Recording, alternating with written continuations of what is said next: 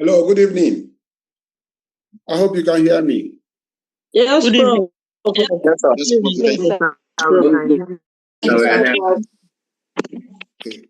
Can hear you. Good evening, sir. Let me welcome you to this today's lecture. Yesterday we started a lecture, and we started with answering the question of why study history of medicine and history of public health, and we gave various reasons. We gave reasons, including to remember good deeds, for moral lessons, for teen spirits, to forge the identity of the profession. Okay, and after that, we talked about the history of diseases. Sorry, the history of infection, where we talked about. We mentioned the mitochondrial as the first, one of the earliest first evidence of an infection, and going by the definition of infection being the presence of another organism, of one organism in another organism. And we mentioned the mitochondria as an infection because it carries it has its own genetic materials. Okay. Then we talked about the earliest forms of disease. Going by the definition, disease is a departure from the normal, and most of these departures are usually in the flesh, and flesh usually will decompose upon the death of the individual. Okay, so it is more difficult to ascertain the earliest form of disease, but one of the earliest we can find is the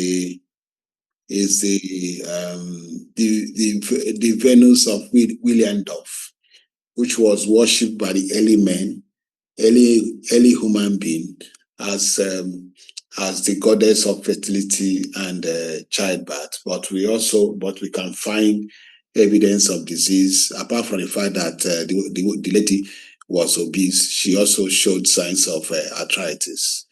Okay. Then after that, we talked about the two major types of diseases: the epidemic disease and the endemic.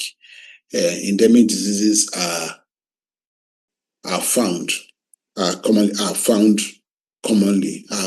regularly found, are constantly found in a community, and they infect and they kill at rates members of the community accept.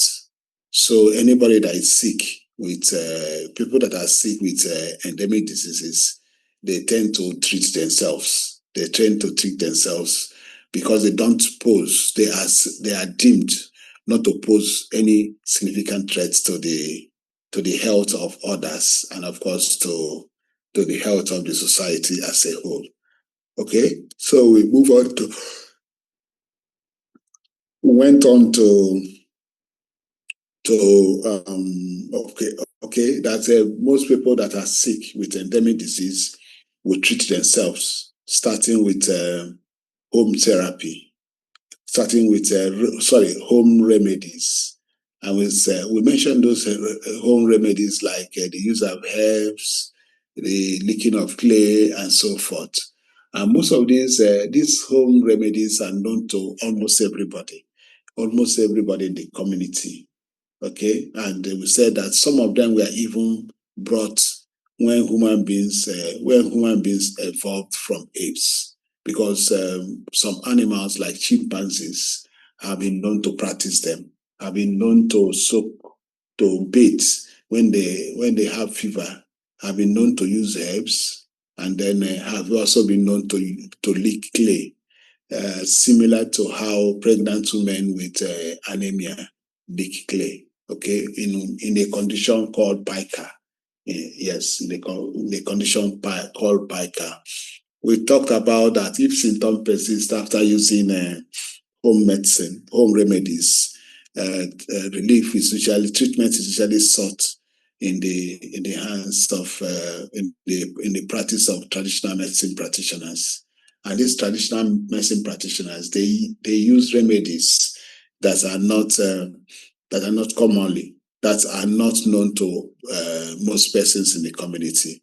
And therefore they pay, they don't respond at all. I have been they collect money. But when the bishop finished talking, you see, They collect money for their payments. They collect money for their services. Okay, but the laboratory analysis of a lot of these remedies of traditional medicine practitioners have actually been found to contain very little active ingredients, but they are deemed to be effective, and their effectiveness has been attributed to placebo effect. Placebo effect has been defined as a relief somebody gets not because of the drug, but because of the belief in the efficacy of the drug. Okay, then okay, so we talked about the various traditional medicine practitioners, the witch doctor, the herbalist, the diviner, the chief priest. Okay, and we also talked about the specialized traditional medicine practitioners. Okay, so today we'll quickly look at disease prevention and control in traditional societies. Of course, we know that in traditional societies, there are three types of diseases. We have the natural, we have the supernatural, and then we have the natural diseases with supernatural undertone. And so in traditional African societies, there are arts, there are things are done to prevent these various types of disease. So we'll start with the supernatural. Supernatural diseases are diseases that are due to supernatural influence, and to prevent them, in traditional societies, a lot of things are done. In traditional societies, one is said to be healthy, not just the physical and social and mental well-being, but also when the spiritual well-being is also included. Because in traditional society, the boundary between the living and the dead is just thin. It's just very, very thin. It's very, very narrow, such that the living are supposed to live their life in a way that will not annoy the dead.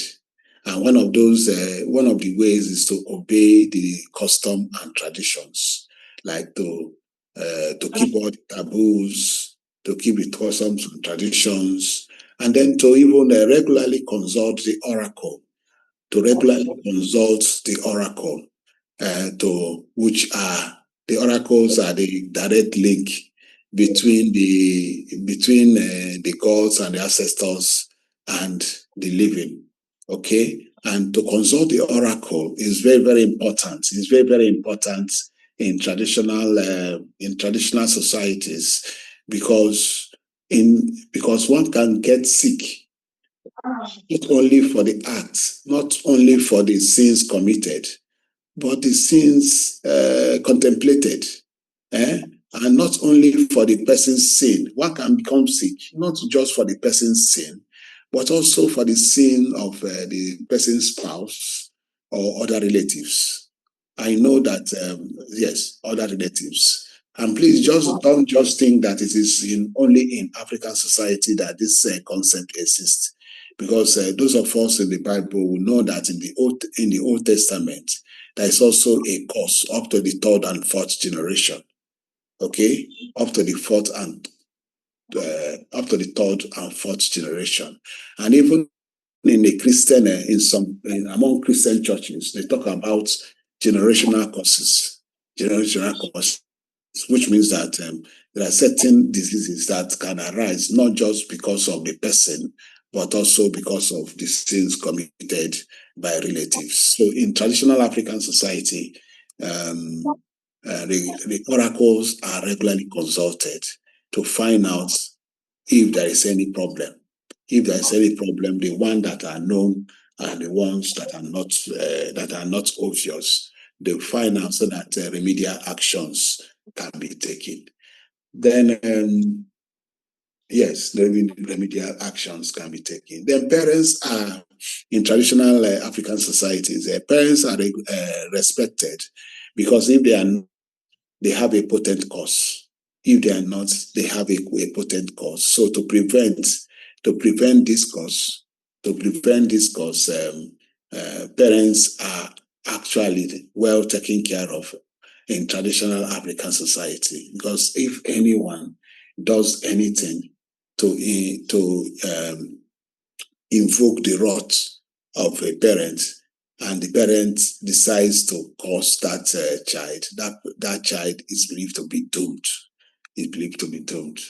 And of course, we can find similar thing in the Old Testament where it is stated, honor your father and your mother so that your days may be long. Okay? So parents in traditional African societies are constant at taking care of when they are alive, and when they are dead, they are given decent burial. They are given very good burial, because it is believed that if a parent is given a decent burial, that parent, especially a father, that the father gets a high position in the committee, in the court of the ancestors, and with that high position, the dead father the dead father is able to favorably influence the life of the child in the living world. You know that, of course, we know that even in Greek mythology, those that are familiar with Greek mythology can recall that this is also similar, where gods and goddesses decide the fate of men. Okay, so in African society, that is the reason why burial rites are expensive, because it is believed that the more expensive the burial rite is, the higher the position the person being buried, the dead, will attend in the committee of the ancestors. Then, still on preventing diseases, charms, and it is believed that demons or spirits can be invoked into people's body, or even into objects that will now cause disease. So to prevent these demons or bad spirits from getting into the house, charms are usually kept at the doorpost, on the doorpost and windows, to repel these bad spirits. And native doctors are regularly called to sanitize, to drive away those that have that might have sneaked through the crevices in the house. And then amulets, if good cleanliness is promoted, is encouraged. But if it cannot be guaranteed, then protections, amulets, protective charms, medicated rings, waist leather bands, special necklaces, inoculations, and even special protective deities can actually be secured to protect, or contracted to protect, the health and well-being of the individual. Then, okay, so for natural diseases, ancestors are not eaten because they are considered as kindred spirits. They are considered as kindred spirits. And then children are usually wrapped up during cold to prevent cold getting into their body to cause pneumonia. And then, of course, walking under intense sunlight is discouraged because it will project excess heat into the body, causing malaria, which is technically fever. Of course, women are barred from interacting with the general society during their period, because the menstrual blood was believed to be dirty and capable of contaminating the environment. Okay, so we have gone through this disease prevention and control in traditional African societies. I don't know if there are questions before we go into the next, which would be to look at Christian religious practices. I don't know if there are questions or comments before we move to the next. Do we have any question, any comments?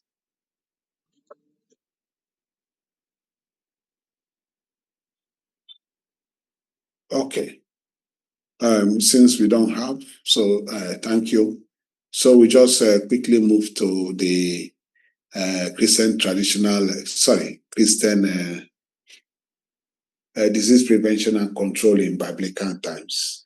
I know that a lot of us are Christians, but just the summary is that the cause of disease is different in the Old Testament compared to the New Testament. In the Old Testament,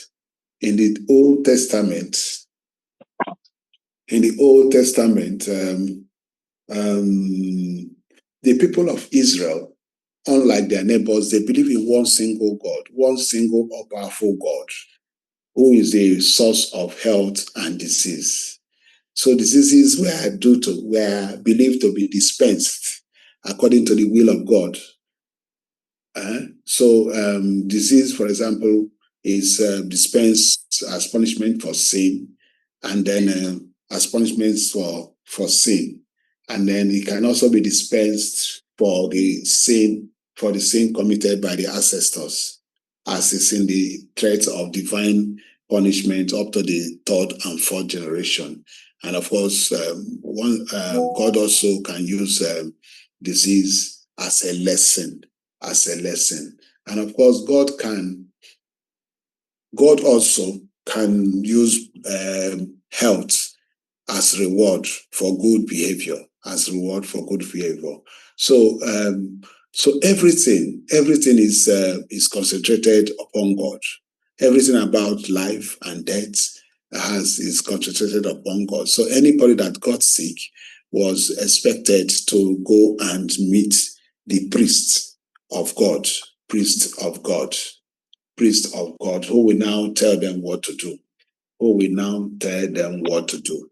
And in this process discouraged the patronage of physicians.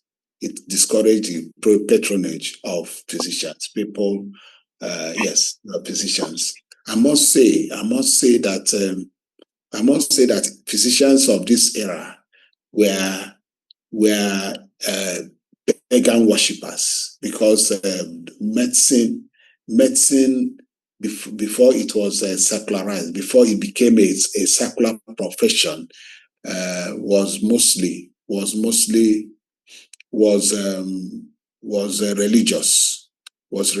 So there was no distinction between medicine and religious practice. So now the reason why in the Old Testament they discouraged the patronage of physicians was because they wanted to discourage pagan practice. And of course, if you read the Old Testament, you will know that a lot of efforts were made. At times with minimal success.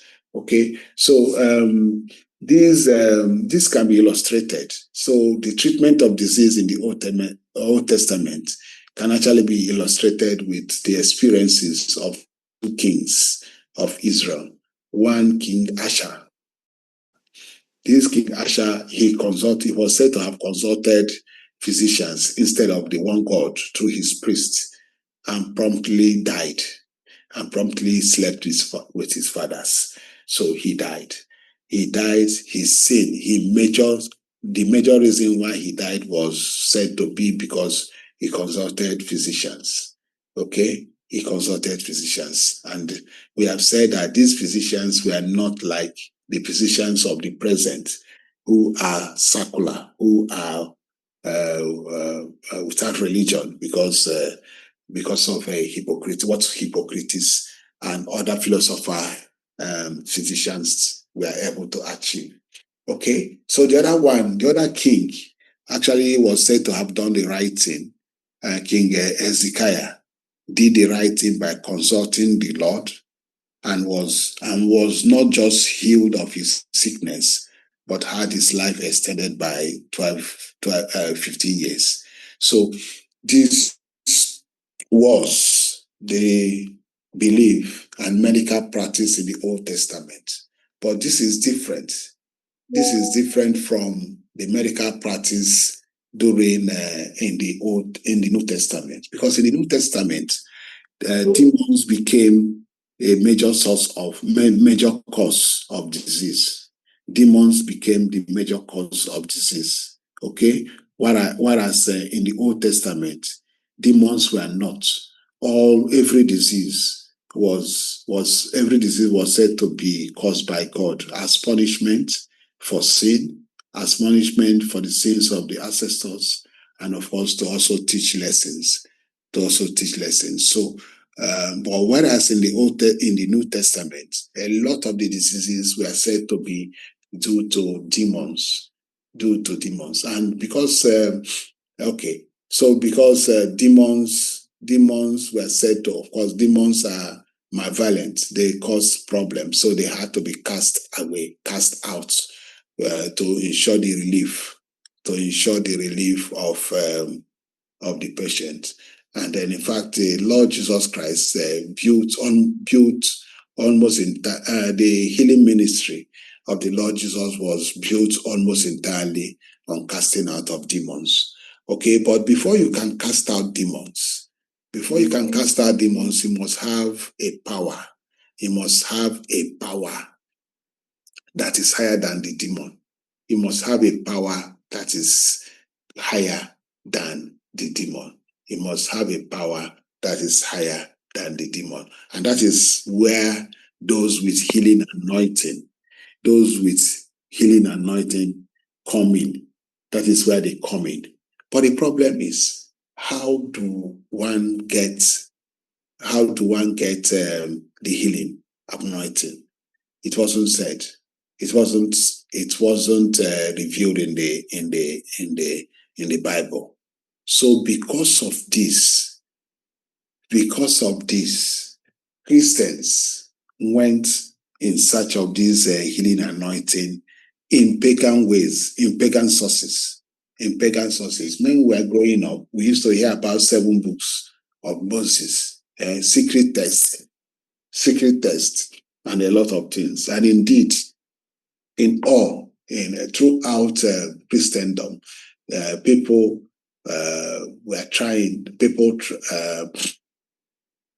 try to get this healing anointing through using different means. And of course, if you read the Bible, you will also have an idea about it.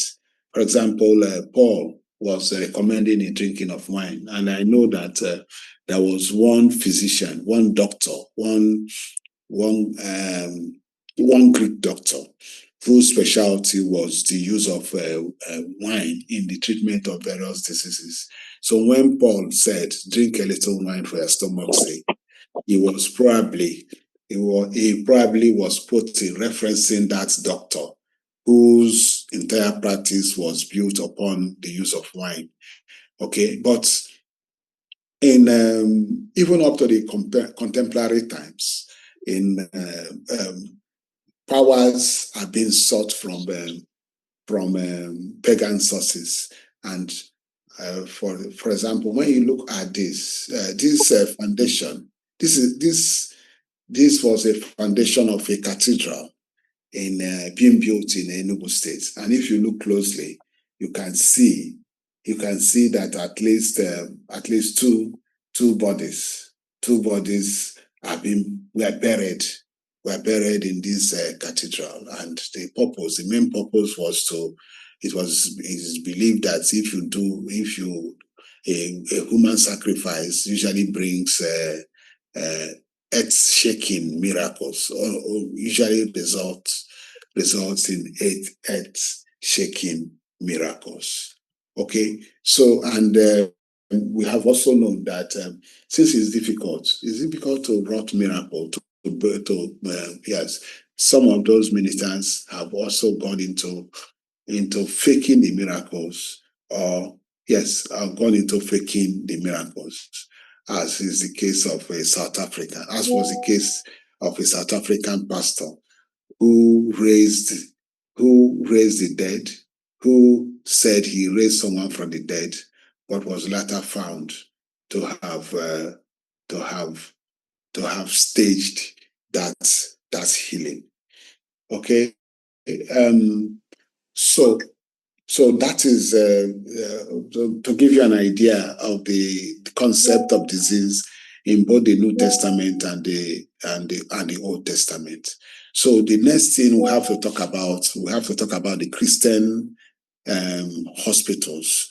We have to talk about the Christian hospitals. When the Lord Jesus Christ went to heaven, he gave certain responsibilities to his disciples. So his disciples were told to take care of the poor, to take care of the sick, to take care of the strangers, and to take care of the migrants. So what the early Christians did was to build hospitals.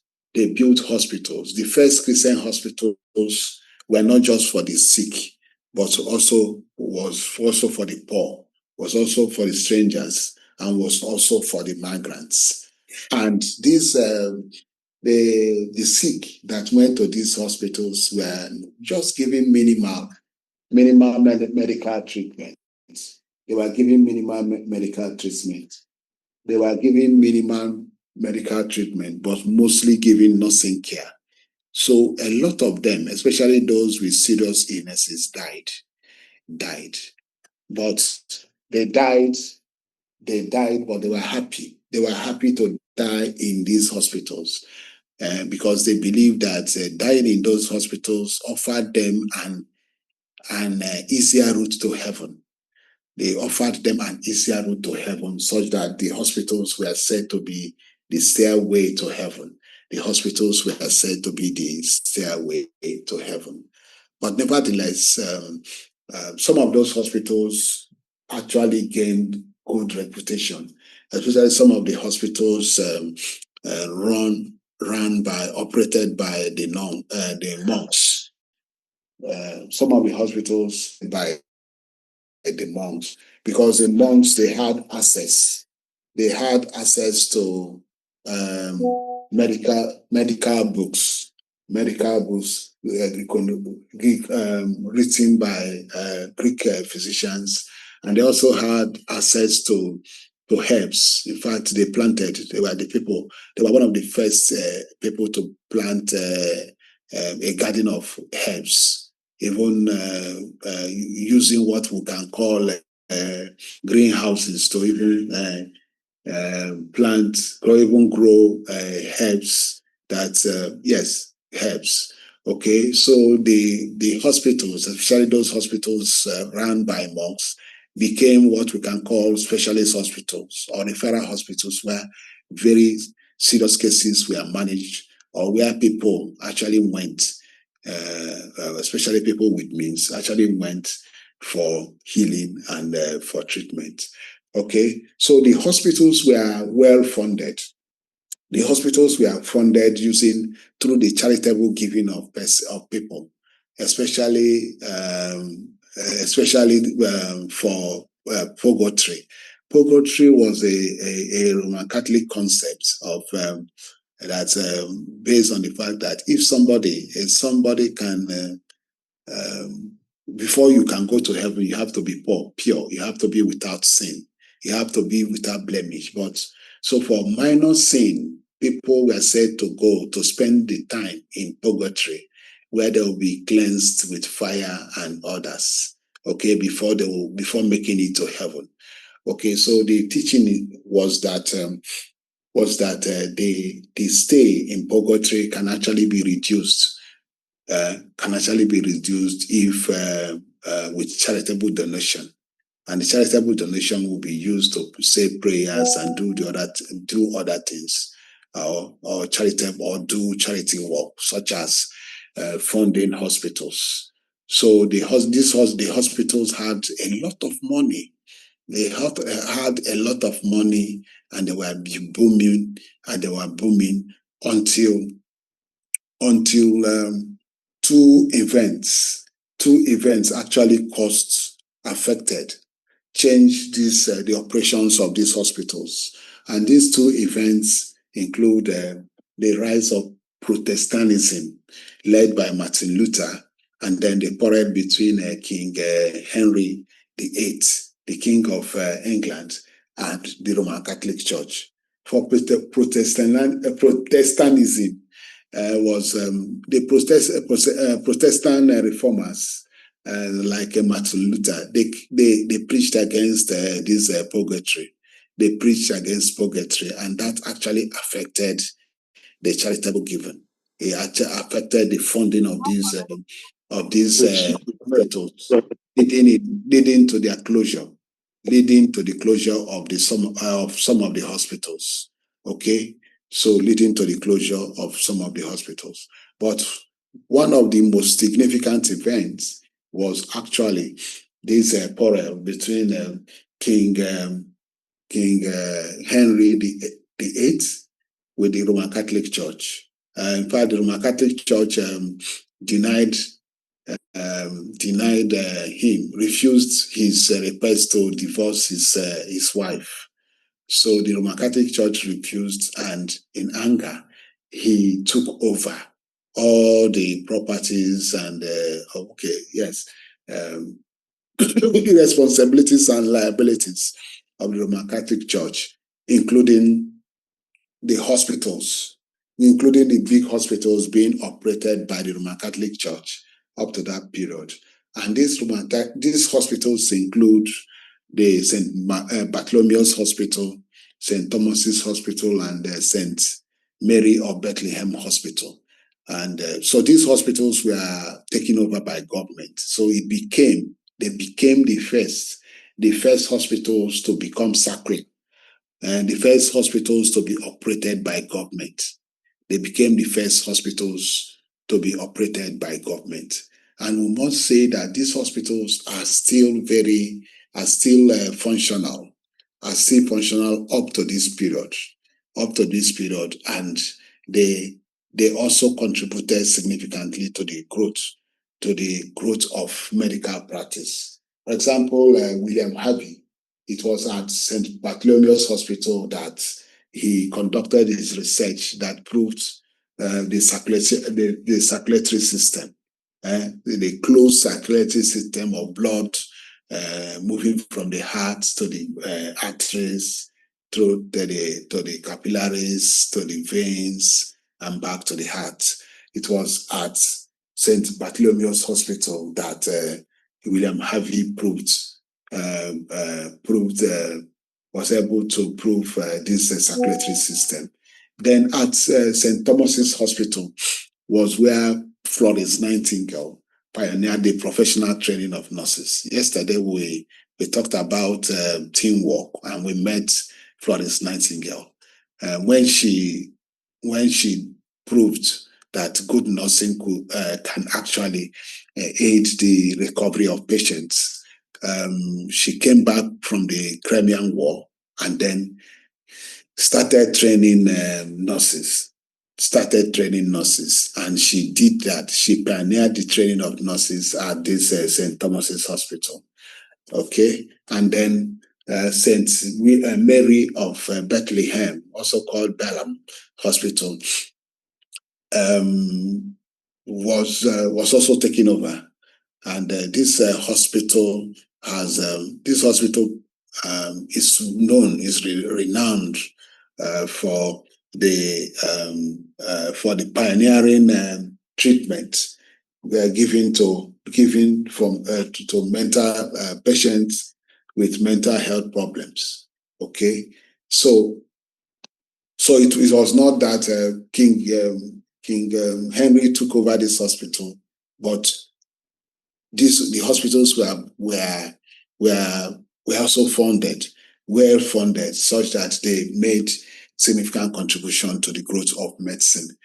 Then, okay, so when King Henry took over this hospital, the hospitals became circular. It became circular. In church run hospitals, patients were expected to take part in all the religious activities, But in circular hospitals, chaplains were appointed, and these chaplains only preached to those that required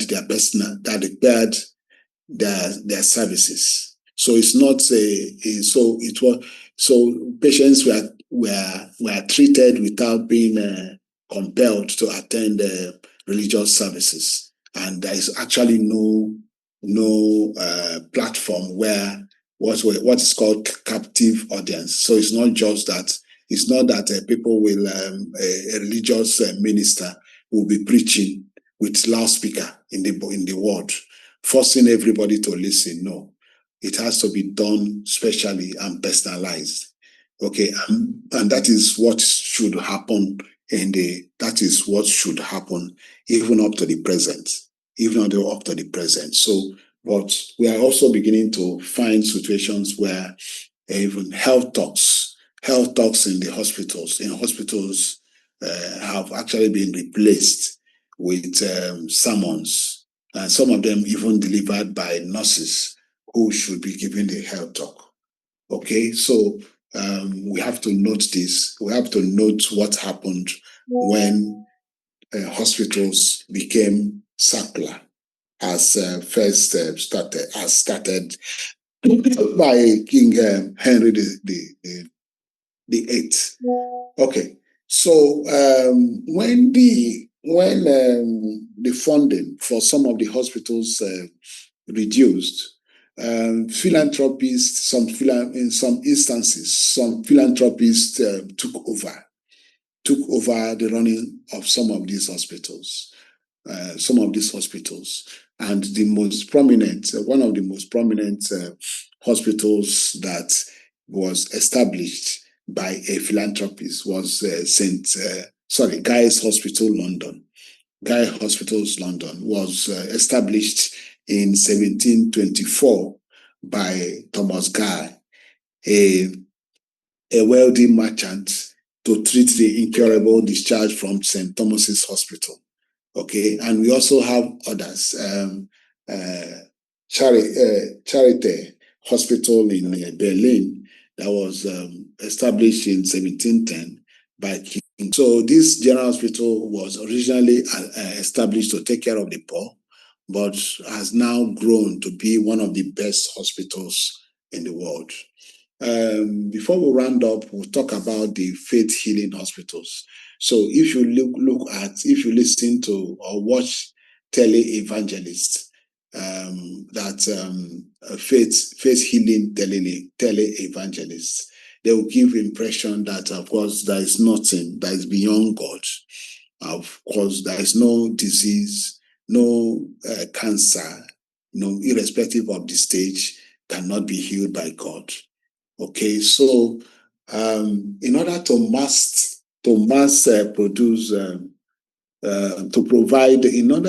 provide a good place for this faith healing to take place, Ora Roberts established the City of Faith Medical and Research Center in 1981 to merge prayer and medicine in the healing of disease.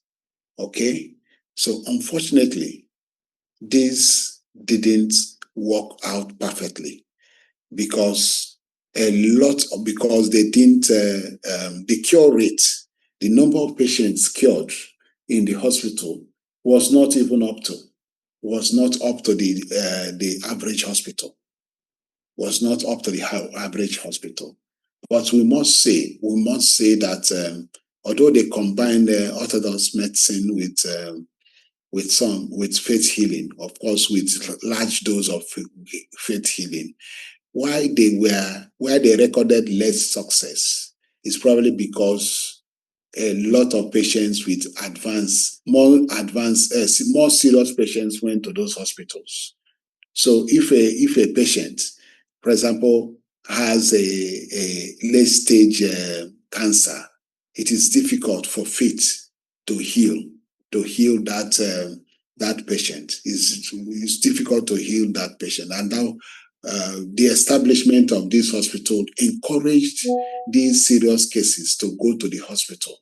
Unfortunately, a lot of them died, and their deaths became very embarrassing to Oral Roberts, that he closed it only just after 8 years of operation.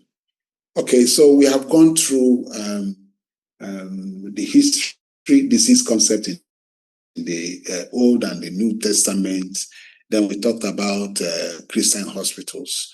I don't know if there are questions or comments that we can take before we move to the other part. Do we have any question, any comments that we need to? Yes, sir. Yes, sir. Yes, sir. As we said yesterday, you can just raise your hand so that we can. Okay.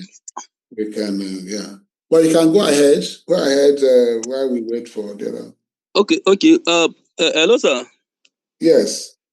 Well done, sir, for this wonderful lecture presentation, sir.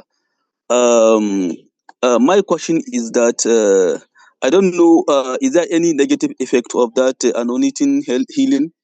Because I'm just thinking of some of people that must defend on that anointing healing, always refuse to attend the modern hospital, thinking they are maybe or close or always felt they were closer to God. That's one. Number two, I need more clarification on that secularization. Also, sir, number three is the faith healing hospital resulting of the death of the patient. Maybe is there because of they did not refer them to the tertiary hospital for seeking treatment, as just you stated. Maybe because if they have maybe chronic cancer, they cannot treat it, which Okay. result. Oganura. Yes, sir. Yeah. Okay. Thank you very much for the question. Yes, sir. The thing there is that just as I said, the miracles, those that perform miracle, they have a tendency. Tendency to attract more serious patients. So if a doctor says that the disease is incurable, there is a tendency for them to move to those to a faith healer for healing. So in the US, I'm sure that a lot of persons with end-stage cancers would have gone, and unfortunately, it's not what faith doesn't heal those things. Faith is most. Yes. Okay. Thank you. Thank you. Yeah. Hello, Fregaga. Hello, Fregaga. Yes, sir. Yes, sir. I'm with you, sir. Good evening. Yeah. Thank you for that wonderful presentation, sir. Just a quick one. I just wanted to help me throw more light on how hospital become secular. Because I just came in when that you were around. Yeah. I said secular. When it started with King Henry VIII of England, he had a quarrel with the Roman Catholic Church. Roman Catholic Church was the main church of that period, main church, especially in Western Europe. So the Roman Catholic Church, they ran hospitals, funded with charitable donation. But so when the king quarreled with the church, he took over all the properties of the church, including the hospitals. So he converted them to government properties and funded them. So, and removed religion, employed doctors who were not linked to the church. So these doctors, thank you so much, sir. They actually provided services using without recourse to supernatural or religious rituals, and so that is the reason. Secularization means removal of religious influence. Okay, we have this Samson. I don't know the name. Yes. Yes. Okay. Yes. Go. Yes. If you can tell us your name. Ebel Olaka is my name. Prof, okay. Good evening, sir. Yeah. Yes. Thank you for your wonderful lecture. Now, I want to start by making contributions. I'm not here for question or contributions at this moment. Yeah. First of all, I want to say I've noticed that over time, the secularization of the clinics, of the hospitals, is what is responsible for it's partly, not solely, but partly responsible for the high cost of medical care today in our country. Because if I'll mention a few, let me start with River State here first. There is one Daughters of Charity St. Vincent de Paul clinic that takes care of the mentally ill, just like the St. Mary of Bethlehem. And then if you go to Jos, that's in River State here. If you go to Jos Plateau State, we have Ola Hospital and Jankwano Hospital. I'll say something that is common among all these facilities. Now we go to Zitabia State or Imo. We have Owerenta Adventist hospitals. These hospitals were providing medical services up to date at a reduced cost compared to what secularization has done to other private facilities, whereby you go and what you could do for at 20,000 or 10,000 in such facilities, you might be doing for 100,000 or more in the other hospitals. So I want to contribute. Is there any plan? Government has done one in Ogale, in River State, where I know, regarding the Daughters of Charity. They had a school close to it called Ascension. Because with the government before, the government handed over back to the church to continue to run. Such brings about high quality yields and then low cost when it comes to the populace benefiting from it. So is there any plan for government to do such? Give back Yeah. Let me say, the thing is this, that they subsidized is because somebody paid. Yes, I agree. It's since you are in Port Harcourt, you will have heard of what is that his name? The OPM man. He will provide free this thing, and you will say that it was funded with the gifts and donation of members of the church. So that subsidy is provided. That subsidy is provided. But let me also say that government hospitals are also supposed to provide subsidies. In fact, the cost of services in government hospitals, that of course they are also cheaper than private facilities, and it's because the minimum the government of Nigeria is doing now is to pay the salaries of the health workers, because it's not the IGR, it's not the money generated in the hospitals that they pay, that they used to pay. Okay. It's not the money. In fact, there's no teaching hospital that can pay the salary. In fact, any health facility of the staff. Okay, but in a lot of countries, they have health insurance schemes, and those health insurance schemes are funded using the tax of people. So in several other countries, government collect tax and use the tax to provide services for all. And that is how it's run. Okay? Okay. Yes. So, Yes, Prof. okay. Thank you very much for your contribution. Hello, Onyinye. Yeah, good evening, Prof. Yes, good evening, Prof. Yes, Thank you. Onyinye, go on. Okay, Then Prof, after please. that, we go to Onyinye Solom.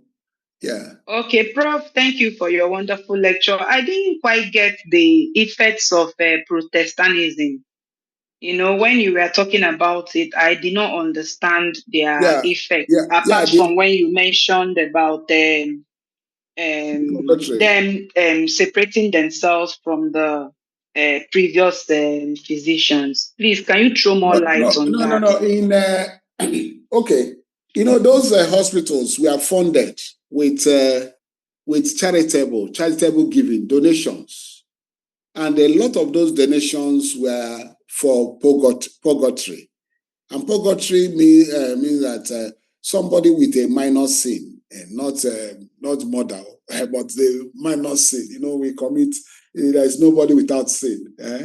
If we, as an Anglican, we usually say, if we say we have no sin, we deceive ourselves and the truth is no longer in us. So those minor sins, it was believed that people, those that die with minor sins, will now go into purgatory to be purified with fire. To be purified with fire before they will be allowed to now move on into heaven, move into heaven. Okay, so it was preached that the relatives or the children of the deceased, of the dead, can shorten the period spent in purgatory through charitable donation, including to donate for the running of the hospitals. So that was how they got a lot of money, enough money to run the hospitals. Then the Protestant reformers like Martin Luther came and started preaching against payment for purgatory. And that significantly reduced the funding. Reduced this in such a way that a lot of the hospitals folded. Okay? So that is the effect of Protestantism in the running of Christian hospitals. Okay, so we can go to Onyinye Solom. Hello, Onyinye Solom. Yeah, hello. Thank you, Prof, for your presentation. I just have a few contributions to make regarding the. You did mention that during the time of Jesus, he believed that all sickness was caused by demon. Then it was more of healing and anointing. Let's just say most. Let's just say most. Let's just say most. Okay, most. Yes. Okay, most of them. Then you said the source of how to get this healing anointing was not thereby stated for people to carry on. But I think if when we look at the New Testament, I think it did state how we should get the healing anointing to do the same. As he said, in my name, you shall heal the sick and you cast out demons. So I think the problem is not his name. Method. Yeah. Yes. Perhaps it's hard to pronounce that name to have that effect. Because it is easy for everybody to pronounce the name. Everybody can pronounce the name, but you have to pronounce it in a way that it will move mountains. So, how do you keep your mouth to pronounce the name? No, he said, because the problem is not sometimes it's not the method, it's now the discipline to it. He said, if you believe, so it's not the pronunciation of the name. He said they that believe, they must be believing, which is these are steps to it. and you now declare it. And if you do not doubt, you will have the exact thing which he did. And also, anyway, I think it's all right. You have done very well. You know, you kept emphasizing believe. You know, that will take us to placebo. You remember what we talked about placebo?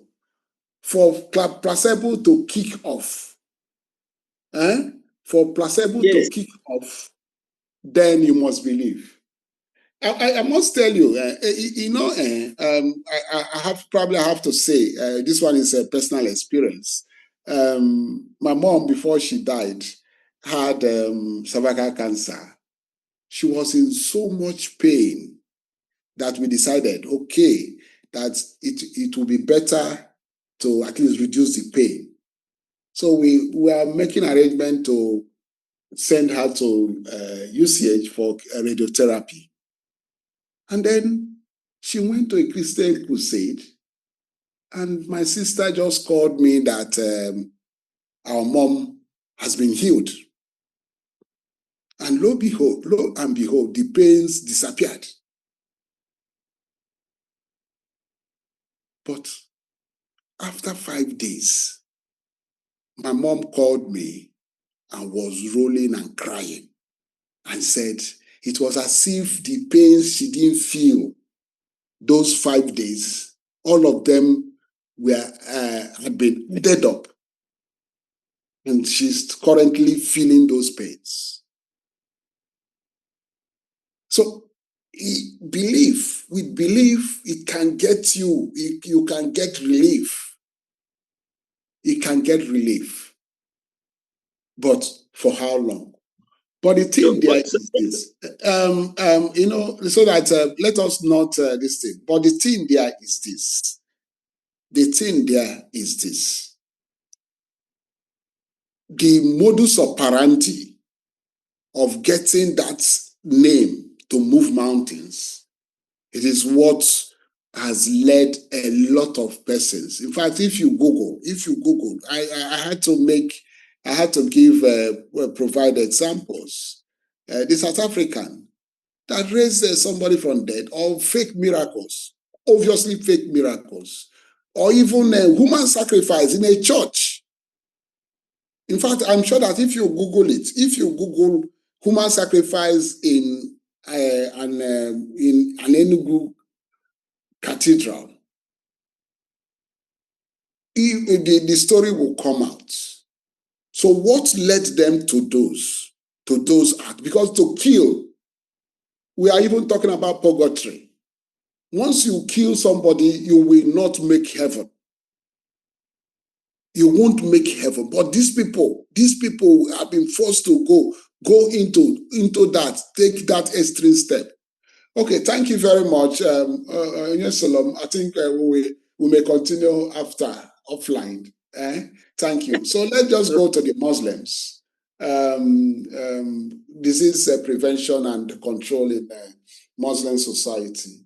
The Muslims, I will say that the Muslims, their belief is close to that of the Old Testament. They believe that everything, God is, there is no God but Allah. He giveth life, and he taketh it. He giveth life and he taketh it. And when a Muslim becomes sick, he puts his trust, his hope of recovery is solely invested in God. Because it's God that will decide whether he recovers or he dies from the illness. And to please God, they do other things.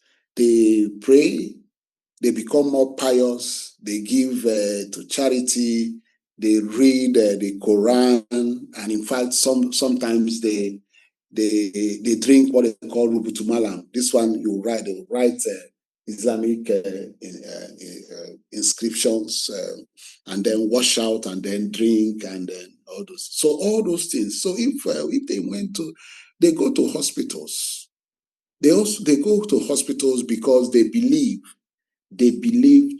Muslims believe that God did not create any sickness without creating a medicine for that sickness. God did not create any sickness without creating a medicine for that sickness. So what the Muslims did was to look for this medicine in everywhere that medicine could be found. So, and including those some pagan practices, some pagan practices, or the practices of people they conquered. People they conquered in the Middle East. Middle East, a lot of the cities were actually Christian cities or Jewish cities, but they were conquered. They were conquered by the Muslims. Okay, and they incorporated medical treatments because of that belief that God did not create any disease without creating a treatment. So they went, and when it comes to medical treatment, the Muslims benefited a lot from the Nestorians. Nestorians were Christian heretics. Because they were called heretics because they believed in some of their doctrines were found to be different, to be at variance with the common understanding, common Christian doctrine. So they were banished from Christendom and called Christian heretics. But these Nestorians were renowned for their medical education, for their medical school and their hospitals. So the Muslims, they imbibed it, and it was imbibed it. And these Nestorians were also responsible for the mosque being not just a place of worship, but a place of education and even a place of medical education, translation, and research. So it was the model of the Nestorian school that was copied by the Muslims in converting their mosques into centers of learning, to which were attached hospitals that not only serve the medical needs of the whole population, but also serve as centers for medical education, translation, and research. So if you notice, even in Nigeria, you will notice that a mosque will always have a school. And that school didn't just teach religious studies. They also taught astrology and medicine. And once you teach medicine is a profession. Medical education is practical. So once you teach somebody a practical thing, the person will want to apply it. And they had patients because they had what we can call as hospitals. So it's not just medical education. It's almost like a typical hospital. A typical mosque was almost like a teaching hospital. They taught medical education. They provided medical education, and then they also practicalized what they were being taught by patients that came for treatment. But I must say that in this early time, an eye for an eye was being applied. So it wasn't easy to practice as a medical practitioner, because if you treat somebody and the person gets well, you may even receive a fee for that. But if it goes the other way, you'll be punished severely. Okay, so these medical centers. Okay, so one of the things this Islamic medicine okay, what we call Islamic medicine include everything being practiced under these Islamic empires, everything, not only by Muslims, but also by Christians and then even Jews. They were all considered Islamic medicine. So what they did was they copied. Anyway, they not only copied the Greek medical textbooks, but they harmonized them and then added their own experience and created books that became one of the best in that period. And these books, the authors of the renowned authors of these Arabic medical books include Abubakar Muhammad Ibn Zakaria, known to the West as Rhazes, Abu Ali al-Hussein Ibn Abdullah Ibn Sina, known to the West as Avicenna, and then we have the Abdul Qasim, known to the West as Abu Qasis, and then my own favorite, Abu Umran Musa ibn Mamun, known to the West as Moses Maimonides. Okay, these were the very renowned authors of Islamic Arabic medical textbooks. Let's start with Rhazes. Rhazes was born in the city of Ray, close to Iran, of course, a Persian, but he was educated. He was educated in Baghdad. Baghdad was basically the capital of the Islamic world. Is the capital of the Islamic world then, and he trained under a Jewish physician who taught him Greek, Persian, and Hindu medicine, which means that this Rhazes is indeed a cosmopolitan person because he was Persian, had his medical education in Arabian town, Baghdad, was trained by a Jewish physician who exposed him not only to Greek medicine, but also to Persian and Hindu medicine.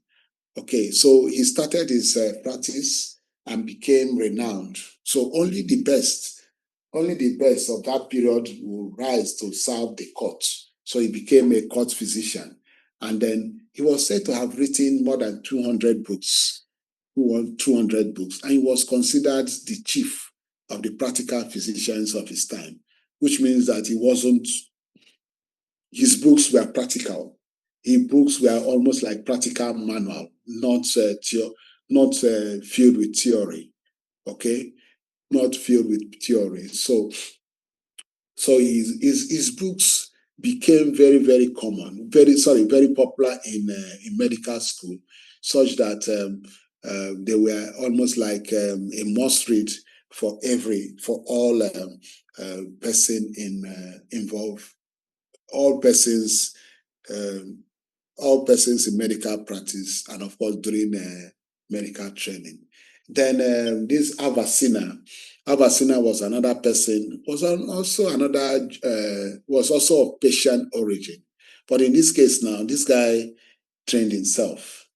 He trained himself reading the medical textbooks. And of course, he was said to have a marvelous memory because he memorized the whole of Quran at the age of 10, learned law in his early teenage years before going into medical practice. And what he did was he just read the books, applied the knowledge, read the books, apply the knowledge on patients around the mosque, gain experience, and then use all the experience to write a powerful book. And he wrote this powerful book. This book he called, this medical encyclopedia he wrote he called canon, the canon of medicine. I like the courage. I like that arrogance. And this arrogance came from having knowledge and believing to have mastery of all the existing knowledge of that period, such that he wrote a book, this encyclopedia, and called it Canon of Medicine. It was so named because he wanted it to be absolute authority and immutable text, just like the holy books. Okay, so he felt that he has covered everything you need to know about medicine. Need to know in medicine, and that was why he called it the canon of medicine. Of course, we know, and indeed, it was a canon. It was regarded as a canon of medicine because up to the 19th century, it was still being used in medical education, even in Europe. His Avicenna's canon of medicine was still being used in Europe up to the 18th and 19th, up to the 18th century. Then my own guy, Moses Maimonides, was a Jew. He wasn't just an ordinary Jew. He was a rabbi. And he practiced under an Islamic caliph. In fact, one of the greatest Islamic caliph in the world. The man, he was a court physician of Salahuddin. Salahuddin was the one that retook Jerusalem from the Crusaders. He was the one that retook Jerusalem from the Crusaders. Okay, and this guy was his physician, a Jew, not an ordinary Jew, a rabbi, and not an ordinary rabbi, because he was so well regarded by the Jews that they used to say, from Moses to Moses, there is no one like Moses, which means from Moses of the Torah, that's Moses of the Old Testament, to this man, Moses Maimonides, there was nobody like Moses, like him. Which means that to several Jews, he was even higher, better than the minor prophets we have in the Bible. Okay, so this Moses Maimonides, I like him, and because he wasn't a two-face. He combined the knowledge of medicine with his religious practice, and formed and created a practice, created ill treatment for diseases, especially psychosomatic diseases. And these psychosomatic diseases are diseases that are amenable to faith. And so he was able to combine medicine and religion, and it yielded very powerful results, prompting one Muslim poet to say, health to the body Galen can impart, but the wise Jew with the twofold skill relieves both mind and body of ill. Okay, so he was able to treat the body, he was able to treat the mind. Okay, and we like him first. Anyway, I like him because he wasn't a two-face. Because a lot of us, we have two faces when it comes to religion and medical or public health practice. In the hospital and in public health practice, we are very scientific. We don't factor in. We don't factor in a lot of. We don't factor in a lot of the supernatural in our practice when we are practicing medicine in the hospital. But when we go to the church, we believe in supernatural. We believe in supernatural cure. We believe in all. We believe in testimonies. Some of them we know. If we think like health practitioners, we just know that it's not possible. we just know that it's not possible. It's because we take that, we believe that because we are two faces. And this guy wasn't a two-face. He wasn't a two-face. Instead, he used the knowledge of medicine to improve his knowledge of religion, to improve his practice. And it was so good that he became a court physician. Imagine a Jew treating a Muslim caliph. A Muslim caliph. And when you talk about caliphs are above Sultan, because they are the leader of the Muslim world. And one of the greatest, Salahuddin, he was his personal physician. Okay, so let's also talk about the contributions of Islamic medicine. At a point, Islamic medicine was the most advanced, was more advanced than European medicine, and especially the period in Europe where they call the Dark Ages. During the Dark Ages in Europe, the Muslims were enjoying their golden age.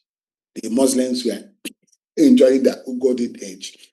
So the contributions of this Islamic medicine, which is the medicine that was practiced during this period, include the drugs they introduced, the ophthalmology, the eye care, the modern health system, and of course the fact that they helped improve in preserving the ancient Greek medical textbooks.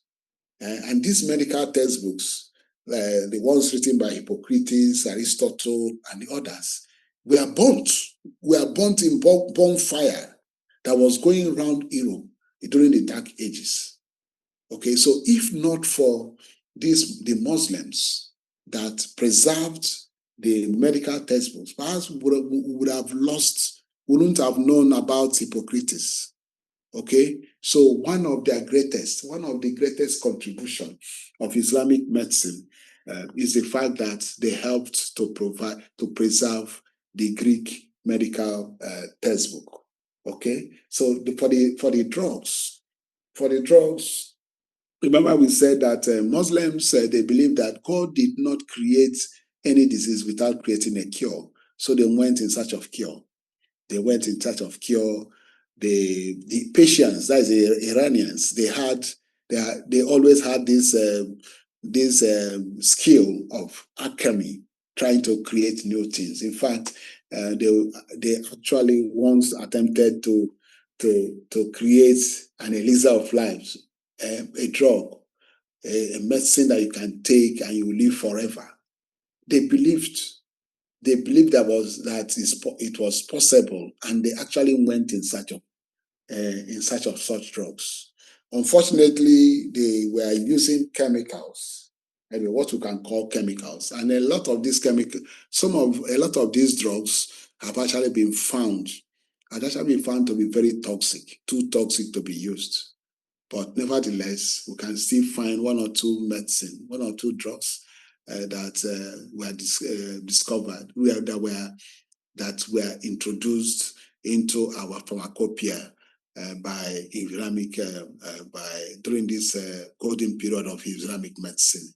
But they were to also say that they were the people that pioneered the formulation of syrups. They were the people that introduced syrups.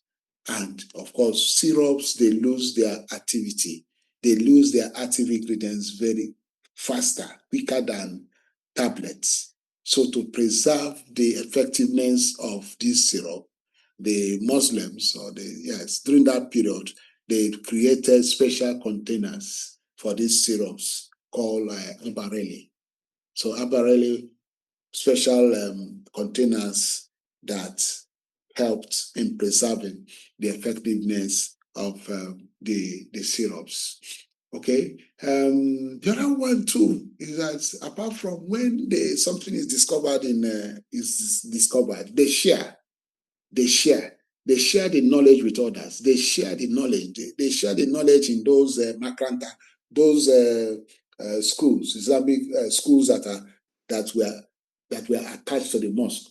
They share the knowledge there. So it's not like our native doctors that hold their remedies. Among the Muslims, they openly share what they discovered. And one of them, this Umar Ibn Ali of Mosul actually developed an injection needle an injection syringe with a hollow needle that he actually used in the treatment of sub-cataract. So this guy, this Ammar Ibn Ali, was actually able to make the blind see. He was able to literally make the blind see using this injection syringe with a hollow needle that he discovered. And he treating patients openly. He treated patients openly. Okay? He treated patients openly so that people could learn. In fact, up to the 80s, there used to be one guy called Sidibe. He was providing eye care in Port Harcourt. The last place I saw his signboard was at Rumuji. But I'm sure that he must have died because I no longer hear of him. That guy was probably using a type of this injection, this invention of this Ammar Ibn Ali, and he probably got trained in a mosque, and then he was practicing. We must say that it's just a matter of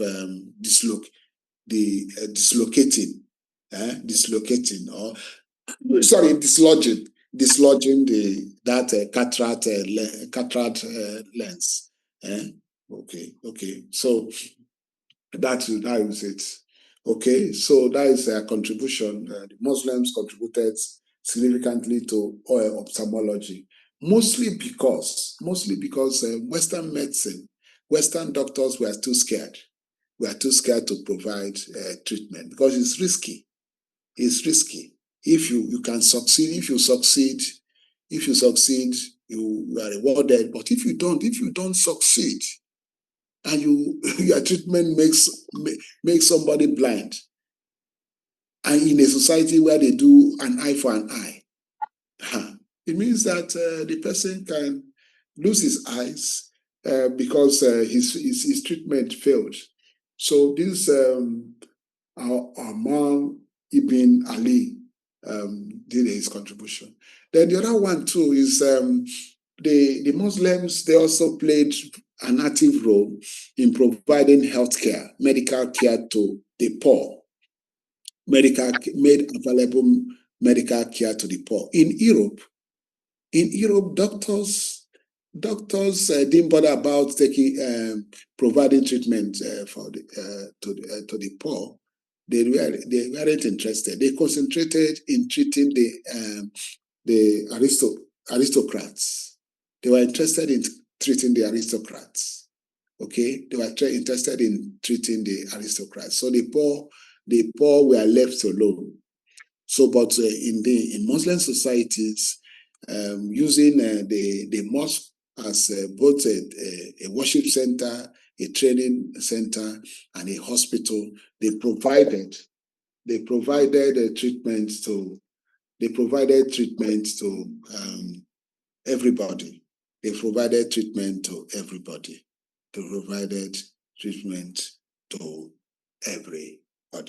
Okay, so I have gone through Islamic medicine and the contribution of Islamic medicine to medical practice. I don't know if there are comments and contributions. If there is any, we will take. Okay. Questions, contributions? Yes, Dr. Smiles. Hello, Dr. Smiles. Good evening, Prof.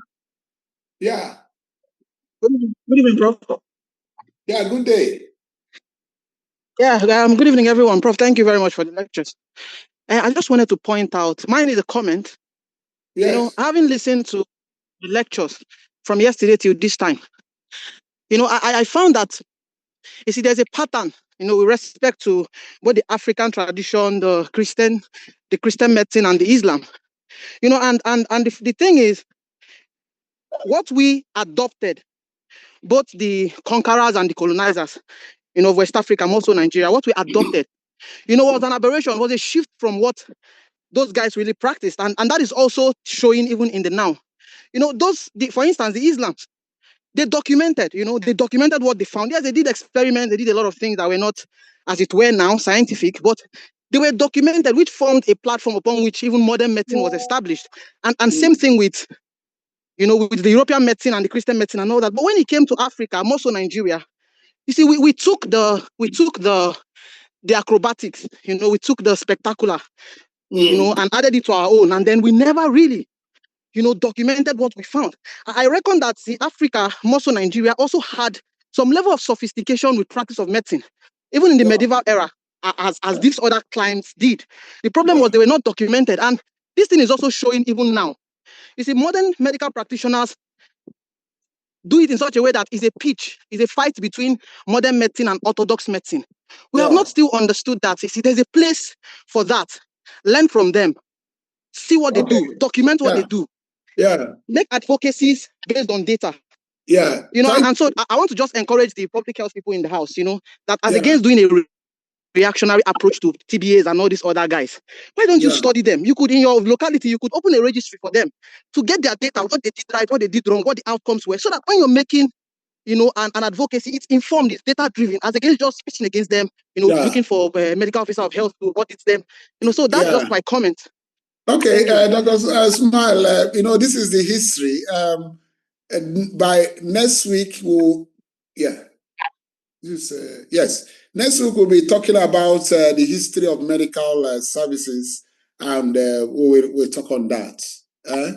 And we'll probably come to know why injections became very, very something that people prefer. You know, in our communities, people prefer injection because that injection, one shot of asciticide is an early form of antibacterial compound. In fact, it contains antimony, which means it's very toxic. But it had antibacterial properties. That's one shot, one injection of that antimony drug was able to cure yours, dry up yours. And meanwhile, it had no cure. It had no cure. But anyway, but we'll come to that. We'll come to that. We'll come to that in the history. So we can take Amarachi. Hello, Amarachi. Hello, Amarachi Mba. Prof, good evening, sir. Good evening, everyone. Okay, Prof, please, mine is a question. Might not necessarily come from today's class. I've been listening from yesterday's lectures till today. I've not really gotten the control measures adopted by the British colonialists against endemic diseases. Yeah, I think we get to their control measures. You said endemic, which means a disease like sir. malaria. But we will get to that. But one of the creation was they had to endemic diseases. They didn't have any immunity like malaria. Malaria was killing them. Malaria killed them much more than our ancestors did. Much more than our ancestors. Yes, sir. malaria. So to save themselves, they created GRAs, and made it and did everything to eliminate mosquitoes there. We will come to that. The next lecture will be the history of medicine. And we'll talk. We just started with the history of medicine. We introduced we went to African traditional medicine. Then we went into the religious. Now we are going the history. The history of Orthodox medicine. But I must say that even the European medicine, as at the 19th century, they just had two effective medicines. One quinine, and the other one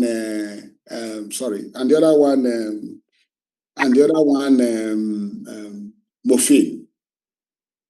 So those are the two effective drugs they had. All the other ones were even so toxic that somebody discovered, found hemopathy even effective. Hemopathy believes in a dilution of a drug up to multiple thousands of times. So because the drugs they were using, those galenicas were actually more toxic than the disease. Those of us, if in a clinical method, Hutchinson, those of us at Hutchinson in medical school, there used to be a quotation, making the cure of a disease more grievous than endurance. It was common in Europe during that time. So we are going to end here today. Next week, we are going to start with the history of medical services in Nigeria, and we move on. And you have the slides, so you can read. You can read ahead so that you can ask some questions. In fact, in the School of Public Health, we adopt what we call the flipped classroom model. That means that you will be given the lecture materials, you read, and then come to the lecture to ask questions. Unlike the usual classroom method of you are taught, and then you ask questions. So you have been given these materials. Please read along. This is a novel. This is like novel. It's not like the next course will be epidemiology, and you will get into the nitty-gritty, the more technical aspect of the training. So we are going to stop here today. So on Wednesday, we are going to continue with the history of medical services in Nigeria. So let me thank you for your contributions. Thank you, Prof. Everybody, especially those that ask the questions. We like questions. We like questions. So I have to thank you, Prof. Thank you, Prof. Thank you, Prof. Yes, thank you very much. So I'd like to thank Thank you, Prof. Thank you very much. Thank you, Prof. Thank The rest of it. Thank you, Prof. Thank you. Thank you, Prof. Thank you so much, Prof. Thanks, Prof. Thank you, Prof. Thank you, Prof. Yeah, so You, my that's Prof. yes, an associate student. Okay. Happy weekend. Thank you, Thank you. Thank you, Prof. Thank you. God bless you, Prof.